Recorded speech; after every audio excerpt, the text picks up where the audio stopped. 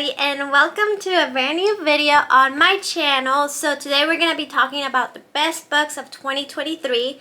So let's just jump right into it. So in total I have 10 books, and I have them over a variety of categories, and I read them throughout the year. In total I read 60 books this year, which is about my target. I usually read between like 50 to 85 books a year, and it was a slower year for me, but I don't mind it at all, especially because I didn't read almost anything for the first 3 months of the year. So I think I did pretty good. Tell me down below how many books you read and which one was your favorite as well. And don't forget to subscribe if you haven't already. Feel like we're slowly building up like some sort of momentum in this channel. So yeah, the first book that I read was The Only One Left by Riley Sager. Riley Sager can be very hit or miss for me, but this one was like a banger. Like, it had like everything I wanted to, except for the million twists at the end. I feel like that one was a little grating for some people, but I personally didn't mind it as much as other people did, and I forgave it for the atmosphere that it had. So if you don't know, this book is about this woman who recently got like put on leave for her job for something she did that we're not very aware what she did, but she's kind of like an at-home nurse, and because of that she's kind of like scrapping to find a job when this job becomes available, which is being the at-home nurse for this very old lady that happened to be involved in a very like famous murder case where her whole family dies and nobody knows what happened, and she is the only one left, and her name is Lorna Hope, and I feel like, and she's about to tell her all the secrets of what happened that night, and it kind of unfolds in a very fast-paced, super atmospheric environment. Again, I think it's one of Riley Sager's best, and I really did enjoy it. The next book that I read was The Sum of the Wild Built. I have the second one here, The Prayer of the Crowned Shy. These are both books by Becky Chambers. Becky Chambers is one of my all-time favorite authors, and she came out with this small, like, little novellas that take place in kind of like a universe that is like post-apocalyptic, kind of utopian in a certain way. So in this world, like, humans kind of resolved all our major issues with like global warming, economic inequality, and because of that, everybody lives in a very harmonious society. But this monk that lives in this world is still unhappy, and he can't tell why he's unhappy when he really has anything that he could have ever asked for. And because of that, he goes in a journey and becomes a tea monk, which is basically what that sounds. He goes from town to town giving people tea and just talking to people. And he does that for a while, and he starts to feel better, but then he starts feeling bad again. And he decides to go in this adventure where he's gonna go to the wild places where humans haven't been going to in decades. And then there he encounters the last robot on Earth, and he decides to start talking to him. And because of that, it kind of like, it's a very cozy sci-fi story. It's a very small, unique, very like it's a small story about like just a guy not feeling happy talking to a robot and what that conversation will be like. It is very anthropological. It's very like introspective. I feel like it kind of gives like words to what you've been feeling if you have ever felt like there was nothing wrong but you still didn't feel okay.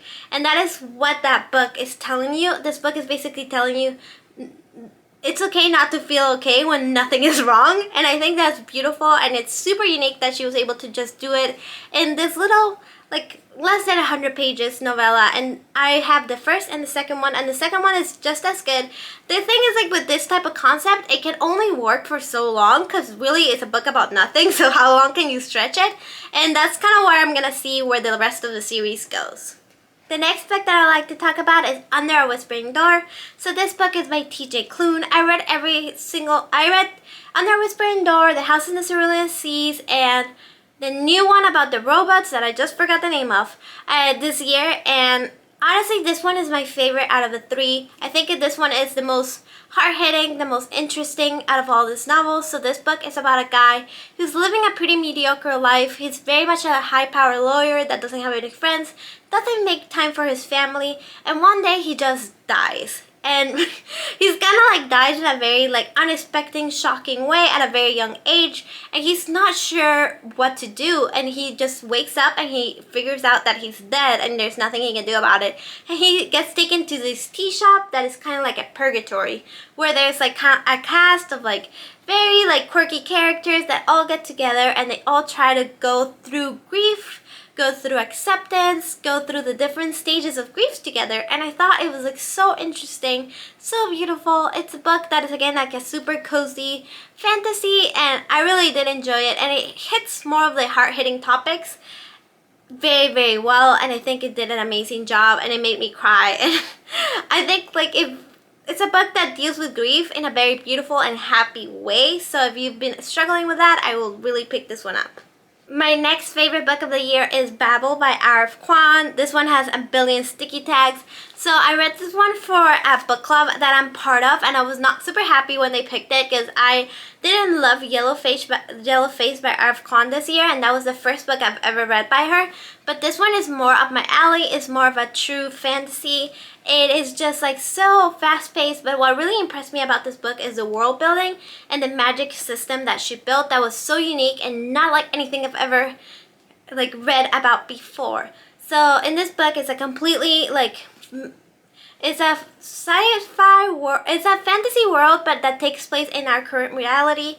So this boy kind of wakes up and his whole family died of cholera, and he's whisked away to live, and he gets trained in like Latin and Greek and English in order to be able to go to Oxford, to the Babel Academy. And in the Babel Academy, they basically do some sort of magic that has to do with translating, and that is kind of how the magic happens, but it's still a very unequal world where like people, like predominantly white people, still get most of the magic and most of the advantages of this world, even though predominantly people of color are the ones doing the work. So it kind of like deals with those like inequalities, and it does it, and it deals with like a lot of like things that happen in real life and actual historical events, but it puts it in a fantasy setting.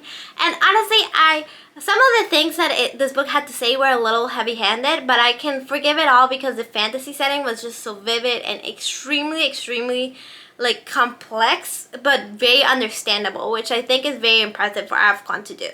So yeah, I will definitely be picking up her other books from the Poppy World trilogy pretty soon. Okay, so the next book that I read was Wildfire by Hannah Grace. I read also Icebreaker by Hannah Grace this year, but I really enjoyed this one a little bit better. It is dealing with a hockey player named Russ, and kind of like a wildfire sort of girl named Aurora. So they're both characters in Icebreaker, but they are kind of like have a one-night stand, and they're both enjoyed it, but because of some communication, they end up like going their separate ways and never like thinking that they're never gonna talk again. But then they actually ended up being partners in this summer camp, and the summer camp has like rules about like people not engaging with each other, not forming relationships. But at the end of the day, they kind of can't keep their hands off each other, and it's really steamy and super fun. And I actually think this is a little bit better paced than Icebreaker was, because I feel like Icebreaker, which is also a super popular novel this year, was a little heavy at the end, like a little long, and this one just kicked it up. Like, it feels like Hannah Grace got a better editor this time around, so I really did like this book a little bit better. Okay, and the next one is a recent favorite. It is The Ferryman. This book completely took me by surprise, and I read it because I was reading the Goodreads Choice Awards for Sci-Fi. That video should be coming out after this, but spoiler alert, I really enjoyed The Ferryman. The Ferryman is a book about a guy that wakes up in an island, and he's like a ferryman, and his whole job is to take people from like their normal lives into the afterlife, which is death. But in this world, you're not really dying, you're getting like rebooted, and you come back in like a teenage body, and you kind of like get to start over. So that's pretty cool, and that is his whole job, and he does his job pretty well. One day he gets to put his dad and takes him to the ferry to get him to the afterlife. But his dad says some pretty cryptic things when he's going in the ferry that kind of like explodes this world, and explodes like, and it causes a lot of confusion. And in this book is incredibly good, and it has a third act like change that is incredibly well made. But you have to deal with being confused for the majority of this book. So that's just my 2 cents. I really loved it. I really loved what it did. But I can understand why people will think this book is annoying, and I completely understand that, but I think it's totally worth it. Okay, and for the next book, it's another romance, so that'll be Terms and Conditions. This is by Lauren Asher, which is the author of Fine Print, and I really enjoyed this one a little bit better. It's the sequel, the second book in this series. In this book, you're following another billionaire, but his term. So the whole series is about like a grandfather that died and left his billion-dollar empire to his grandsons. But in order for the grandsons to kind of access this money, they have to do certain tasks. In the first book, it was about this guy having to revamp this like Disney type theme parks, and in the second book, which is about this guy, his term was to be able to get married by the end of a year. And he thinks this is pretty easy, but actually he's having a really hard time finding somebody to marry when his assistant kind of ends up volunteering for the job because she thinks that she can handle it. But actually, like, it ends up being a lot more that they both had in mind because they both had crushes on each other's before, and it kind of entangles that way. And it's super fun. Honestly, it's just one of those romances that had me like giggling and I couldn't wait to turn to the next page. And it was just like tummy flutters, and it was just very well written, and I think it had the chemistry to the max, and that is the most important part with me in romances, is the chemistry. The next book that I really enjoyed was Fourth Wing. I didn't enjoy Iron Flame all that much, but I did like Fourth Wing. So it's about a dragon rider named Violet, and she is kind of been trained all her life to just be part of the scribes. So she doesn't think she's gonna have a pretty easy life, but one day her mom actually makes her join the Rider Academy. Riders are a group of people that ride dragons, but in order to do this, you have to go to an academy where like pretty much like half of them die, if not more of them, because they have to go through a couple trials in order to get to the dragon riding part of the academy. So in this book, you're following Violet, which basically she enters the academy, but she has already like a mark in her back because her mother is like the boss of everything, so nobody really likes her. And there's a group of people that had a rebellion before that now are kind of like made to be in this academy by force, not by like choice. And one of those people is Satan. So Satan also hates Violet because her mom put him in this academy by force. And because of that, there's a lot of tension, but there's also a lot of steamy romances, and there's a lot of dragons. And the reason I'm putting this over other books that are pretty good that I read this year as well, that kind of follow the same thing, is because this book series actually continues to shock me and continues to really be immersive. Because in this book, like, I was crying when a character like dies, and honestly, for a book to do that to me, it has to be pretty impressive. The only other book that made me cry this year was The House of the Cerulean Sea, and Under a Whispering Door, and those books are incredibly hard hitting. So I feel like this book is actually worth the hype. Iron Flame was significantly worse, but I'm gonna continue on the series. Okay, and the next one is gonna be The Writing Retreat. So this one is kind of controversial. A lot of people hate it. It has a terrible score in Goodreads, but I absolutely loved it. So in this book, a woman receives an invitation to form part of this writing retreat with another group of women, and they're gonna be working under a very famous author, and this woman really admires this author for a really long time, and she really wants to form part of this writing retreat. But when she gets there, they kind of get snowed in, and a lot of like creepy and weird stuff starts happening, like somebody goes missing. Nobody really knows what happened, and the woman that is the author that everybody admires ends up being a lot weirder than everybody expected, and things start going down, and I loved it. Chef's kiss, absolutely thrilling. The pacing was amazing. It kept me up at night. Like, I'm able to put books down pretty easily. That's not really my issue. But this book was very hard to put down, and I kind of stayed up to like 2 a.m. reading it, which It was great. It was amazing. It got me out of the biggest reading slump of my life, and for that I cannot be thankful enough. So yeah, really, really enjoyed the writing retreat. Okay, and the last book on this list is actually gonna be I'm Glad My Mom Died.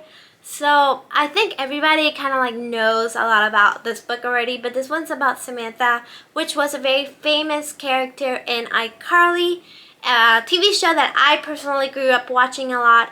And I read this book because I kind of heard snippets of what happened in Nickelodeon, but I kind of like didn't know the whole story. So this is about her just telling her story about how she felt being a child star in the industry, how she felt kind of mistreated, all the things that went on. She struggles with like grief, OCD, body dysmorphia, eating disorders, addictions. She just really struggles a lot in her short amount of time in this world. But I think her book was just like so well written, and it was also written kind of like diary entry-esque. So because of that, I felt like I was connecting with her, and I was really in the room with her when it happened. And it was kind of like shocking, and I still think about it like every other day. So yeah. And I want to give some honorable mentions from the books in my shelves. So I really like Red Rising. I know that that's kind of controversial because it's a kind of sexist book, and I don't think it's a sexist book. I just think that the women in the book are not written the best, and the plot is not super innovative. But I think because I didn't know anything about the book coming in, when I read it, I was very shocked. So I really did like Red Rising. And then the last book that I do want to give an honorable mention with, and I know I just said in this video that I don't really like it, is Yellowface by R.F. Kuang. I don't like it because it was sold to me as a thriller, and it wasn't thrilling at all. But I'm not saying that it doesn't say very, very important things about the publishing industry, and it wasn't super interesting and eye-opening. So I do really enjoy Yellowface because of that, and I think it's incredibly important. I have it over here, but...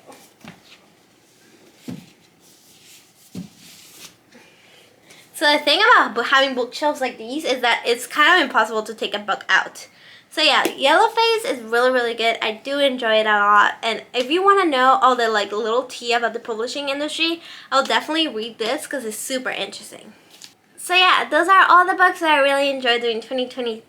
I cannot wait for 2024. I have so many good reading plans and so many plans for this channel. So stick around and subscribe if you haven't already. Bye.